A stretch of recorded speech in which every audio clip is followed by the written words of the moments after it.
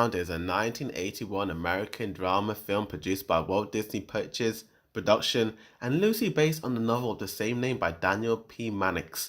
What's good is a boy dude reviews, and today we're going to review the 24th Disney animated feature film in the Disney canon. And the film tells the story of two unlikely friends, a red fox named Todd and a hound dog named Cooper, who struggle to preserve their friendship despite their emergent instincts and the surrounding social pressures demanding them to be adversaries. Directed by Ted Berman, Richard Rich, and Art Stevensons, the film features the voices of Mickey Rooney, Kurt Russell, Pearl Bailey, Jack Alberston, Sandy Duncan, Janet Nolan, Pat Butterman, John Fiedler, John McEntire, Dick Bacalane, Paul Winchlick, Keith Mitchell, and Corey Feldman.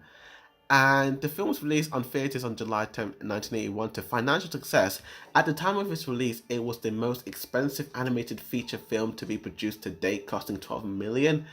And what do I think about this film? Let's talk about the good of this film. And the good of this film is definitely the friendship between the fox and the hound. I just like seeing these two guys as kids and just seeing how sad it is seeing them having to grow up, and because society is saying that they need to act a certain way and do certain things, and that even might mean having to fight against one another, and it's pretty sad and intense, to be honest with you.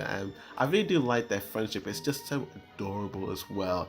Another thing I like about this film, I really do like, is definitely the background. Like, this is the first official Disney film that I have to admit, this is the first time Disney have actually officially moved away from the Xerox process. And I definitely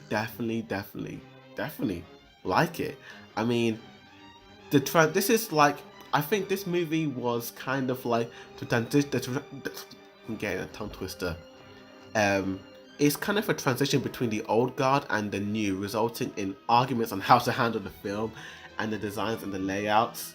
But I feel like the new team kind of wanted the Disney animation style to kind of go back to how it sort of was in a way. And yeah, this film is slowly going back to how Disney animated films looked.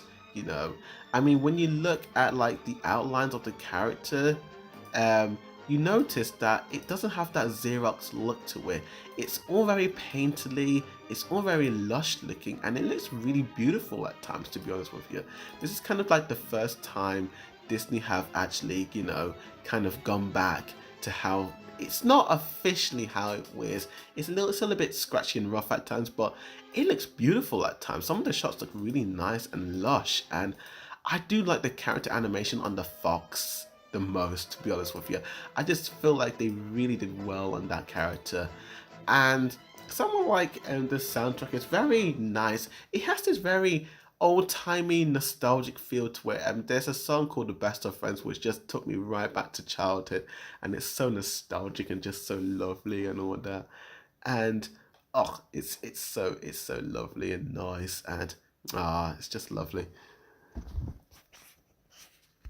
As I said before on how the film kind of transitioned from the old guard to the new, the project was actually the last film to have involvement of the Disney's 9-old man who retired early during production, and the animation was turned to a new generation of directors and animators, which included John Lasseter, John Musker, Ron Clements, Glenn Keane, Tim Burton, Brad Bird, Henry Selick, Chris Buck, and Mark Dindal, all of whom would finalize the animation and complete the production.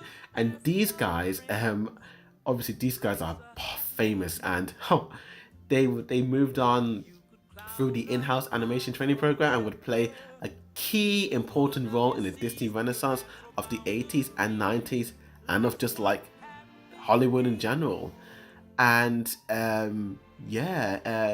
it does kind of show in the way it looks, like someone like the motion of the characters do look a lot different. It's starting to look more, it's starting to kind of like favor towards the Disney Renaissance era. It's starting to look a little bit more like how the newer movies looked in that 90s era, and it looks really nice.